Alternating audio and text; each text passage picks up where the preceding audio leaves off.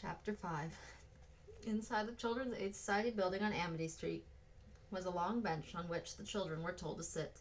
On a table near the front door was a pile of freshly ironed dresses, shirts, trousers, stockings, and underclothes. Francis could read the note that was pinned to the pile, a donation for the children. Please be seated, Reverend Brace said. He smiled reassuringly. Mrs. Minton will join us here in a few minutes, and you'll soon meet the other children who make the trip with you. Will you go west with us? Peg asked, her voice wobbling. She clung to his hand. Mr. Brace gently removed her hand from his and patted. No, I'm needed here in New York, but you'll have two fine people who take care of you during your trip. Mr. Andrew McNair is my scout. It's his job to find good farm families who will adopt you. And helping on his trip is Mrs. Catherine Banks, who runs a general store in the town of St. Joseph. St. Joseph's a town? Danny blurted out in surprise. In Missouri, Mr. Brace answered. That's your destination. Frances had a question of her own. Please, Reverend Brace, could you tell me about my friend, Mara Roby? Of course, he said, and looked down the hall. Mrs. Minton should be here in a moment. If you don't mind waiting alone, I'll go to my office and check with someone who will know exactly how Mara's doing. The children squeezed together on the bench. No one seemed to feel like talking. Next to the bench was an open door to an office, and Frances could easily hear the conversation between a man and two women inside the room. I brought some clothes I collected for the poor dear orphans, a woman announced. Thank you, Mrs. Marsh. The voice belonged to a younger woman.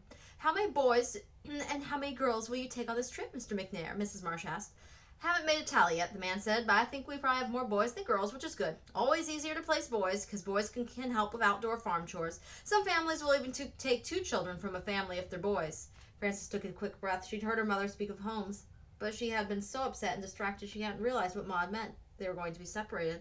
Frances knew that Megan, Mike, and Danny had understood too. Megan gave a little whimper and shivered and nuzzled closer to her sister. We'll stick together, you and me, huh, Mike? Frances heard Danny whisper, and she sighed at the desperate hope in his voice. What ages are the children? The woman asked. All ages, Mr. McNair said, up to our top age limit of 14.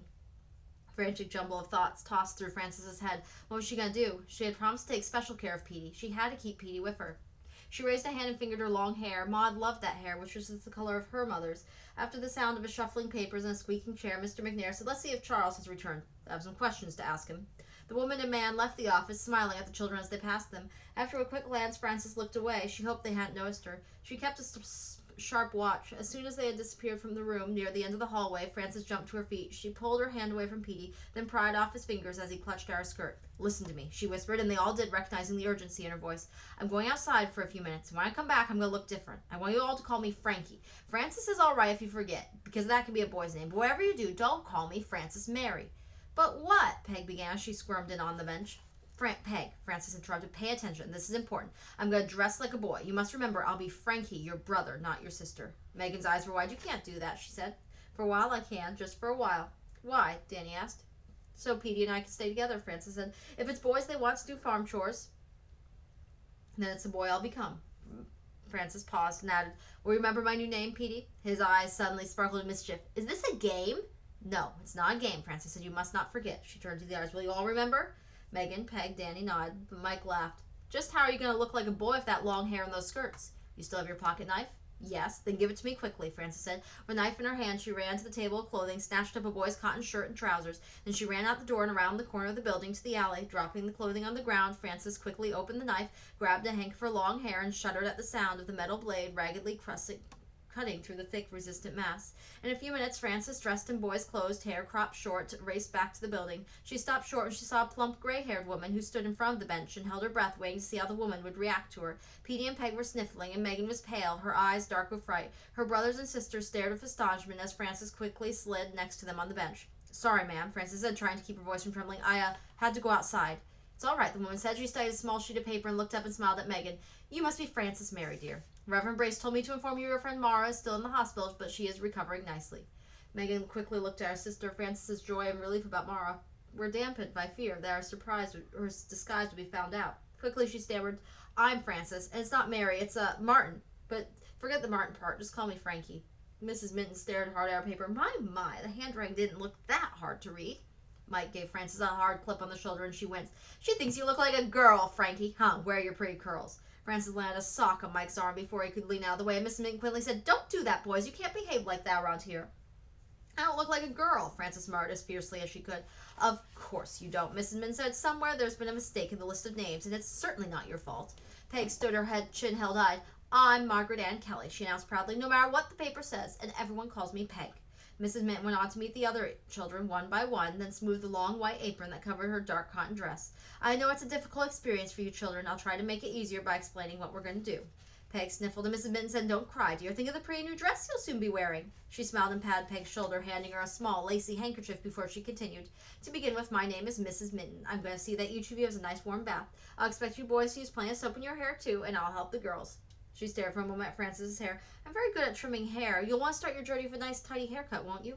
"Yes, ma'am," Frances stuttered. A bath? Oh, no, she'd be discovered before they even left New York. She felt a hot blush creep over her neck and face, and she ducked her head. Mike snickered so softly that only Frances could hear, and she answered by poking her elbow in his ribs.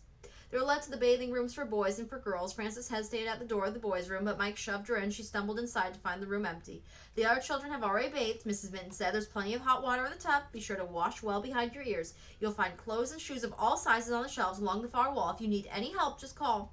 "We won't need any help," Frances said quickly. "Then I'll lend a hand to the girls. As soon as you're dressed, just open the door and I'll return," Mrs. Minton said. She shut the door behind her as she left.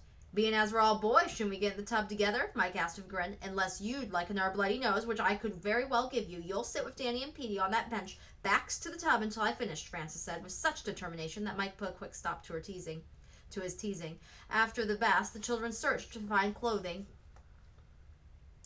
and shoes and boots that fit. Petey, Danny, Mike, and Frances were finally outfitted in dark woolen pants and jackets, collarless cotton shirts buttoned under their chins, dark stockings, and side-buttoned high boots. Because Petey was so young, his shirt had a collar and a wide navy blue bow. They opened the door, and Mrs. Minton returned to comb and trim their hair. When she finished, she lined them up and beamed at them. "You look wonderful. Now come see your lovely sisters." Frances and the boys followed her into the next room where Peg and Megan were perched on chairs. "Look at me," Peg cried. "Look at my beautiful blue dress." Frances caught Peg in her arms. "I once saw a girl wearing a coat that very shade of blue," she said. "You're every bit as beautiful as she was." She turned to Megan. "And you're a real beauty in that dark red dress, Megan." Frances sadly wondered how she would have looked wearing a proper high-waisted dress and pantalettes with a ribbon tying back her hair. But Megan blushed and ducked her head. "You don't need to say that, Frankie. You know I've always been plain." "Well, you're not plain now," Frances said firmly. She took Megan's hand and pulled her to her feet. "I just noticed your eyes are as big and blue as Petey's." Mrs. Minton patted Megan's shoulder. "Wait right here, children. I'll be back in a minute." As she left the room, Peg said proudly, "I have new shoes." Petey's mouth curled down abruptly. "I don't like shoes," he complained. "My toes can't wiggle and my feet can't breathe." Mike picked up Petey and laughed. "Feet don't breathe. Besides, my fine lad, you'd better get used to shoes because where you're going, everybody wears shoes." Petey began to whimper. "I don't want shoes. I want Ma." Peg's lower lip jutted out. "It's Mike's fault we're here." Stricken Mike stared at Peg, but Danny shoved her, almost knocking her off balance. "Don't ever say that again," he shouted. Megan stepped forward, holding Peg protectively. "Leave her alone, Danny. She's upset. I'll not have her blaming Mike, and don't you either." "Stop yelling at me," Peg demanded. "I'm not yelling. You are so," Megan said. "Stop it, all of you," Frances said. "It's not Mike's fault we're here, and I'll not hear another word of blame from any one of us." She met the gaze of each of them in turn. "We have to stick together, come what may. That's the all of it." There was silence for a moment, and then Danny murmured, "You sounded just like Ma." Frances gulped back a sob that rose in her throat. Without a word, Megan reached for her sister's hands, and Frances gratefully took it. Mrs. Minton returned and led them all to a large room in which the children of all ages were gathered around. A tall young woman with sandy hair, green eyes, and a smattering of freckles across her nose. She was dressed in a deep brown tailored traveling dress trimmed with rows of black braid. Most of the children ignored the Kellys. The little girl, about 4, the ends of her pale, wispy hair flying from her face, took her thumb from her mouth and said to Peg, "Are you going with me?" "Where are you going?" Peg asked. "I'm going west with her, with Catherine." She pointed to the tall woman. "We're going west too," Peg said. Satisfied, the little girl nodded. "A mother and father will adopt me. Catherine said they would." "What's adopt mean?" Peg asked. The little girl thought for a moment. Then she said, "It means that Catherine said, I'll still be Clara, but I'll have a mother." She looked at Peg. "Do you have a mother?" A tear began to roll down Peg's cheek as she nodded vigorously. "Let's find some string. Have you ever played cat's cradle?" Mrs. Minton said. She took both little girls by the hand and walked them briskly away. Frances counted the children in the room. 28, most boys, many of them older and taller than she. One of the older boys made his way through the group and clapped Mike on the shoulder. "Jim," Mike said, "so you're going west too." Jim shrugged. "Figured the west couldn't be worse than what I had. It might be a lot better." "What you had? You didn't have anything." Mike grinned and Jim grinned back. "All the children are here now, Catherine," Mrs. Minton shouted over the loud chatter, laughter, shrieks, and occasional sobs that filled the room. Peg ran back to join the family, a circle of string jangling from her hand. She began to loop her fingers through it, her face somber with concentration on the game. "Look," she said, holding up the string, woven in the shape of a cradle, to Megan. "You do it." The woman Clara had called as Catherine stepped into the side of the room and clapped her hands for attention. As soon as everyone turned her way, she said, "Children, my name is Catherine Banks. I'm going to be with you on your trip to St. Joseph, Missouri. We'll be leaving soon for the train station, and our ride will take a number of days. When we get to St. Joseph, many families will come to meet us. We'll introduce you to them. They'll choose you to come and live with them." Voices called out, "What if they don't like us? What if no one wants us?" In the silence, as the children waited for the answer, Frances heard Megan's long, shuddering sigh. "Believe me, they'll want you," Catherine said. "They're eagerly awaiting your arrival." Catherine's voice was cheerful, but Frances doubted the words. Who would want children whose own mother didn't want them? She shivered. One of the taller boys said, "But what if we don't like the people who want us?" Again, the room was very quiet as Catherine answered, "The choice will be yours. We'd never make you go with a family you didn't want to." "We aren't much of a spot to object now, are we?" Jim said with a laugh. Some of the other older boys joined in the laughter, shoving at one another and hooting, trying to cover their fears, Frances knew. Catherine held up her hands till everyone was quiet again. "When you're placed with a family, you'll be treated like kin. You'll be expected to do chores along with the rest of the family. You also get schooling in a warm, comfortable bed of your own, plenty of good food." She smiled, her voice grew even warmer. "And oh, how you'll love the fresh vegetables and fruit and meat, the warm milk from the cows, the big open sky, the places to run and play. In the summer, the fields are high with grass and wildflowers. In the winter, the snow covers the land as far as you can see, and you'll go sledding and build snowmen and maybe even take sleigh rides." All the children began to murmur to one another. Frances scowled as she thought. This was a scene she couldn't picture. Who would want strange children from the New York streets to take care of alongside their own? And why should they give them all those fine things? Catherine's telling sounded very much the way Ma and Dad might have imagined America to be, which turned out to be far from the truth for them. Peg, at 7 years, much shorter than any of the other children, suddenly stood on tiptoe and shouted over the hubbub, "You said we'd have a bed, miss. I don't want my own bed. A bed would be lonely without my brothers and sisters in it. I want to be with them."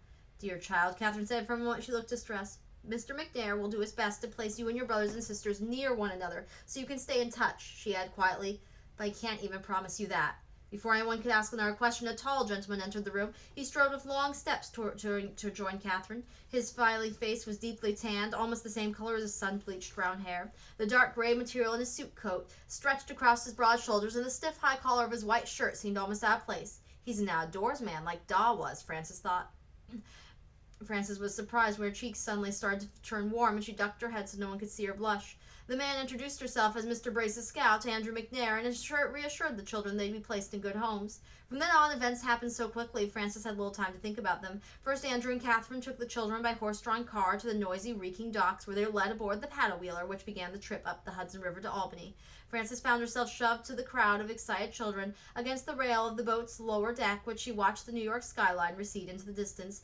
New York City had been the only home she'd ever known, and she wondered if she would ever see it again. She thought of the room in which they had lived, and could picture Ma sewing in the chair near a small window, leaning into its meager light. She tried to picture the room of her dreams, with Ma laughing and swirling the skirts of her beautiful green coat, but the image wouldn't come. It had abandoned her, just as Ma had.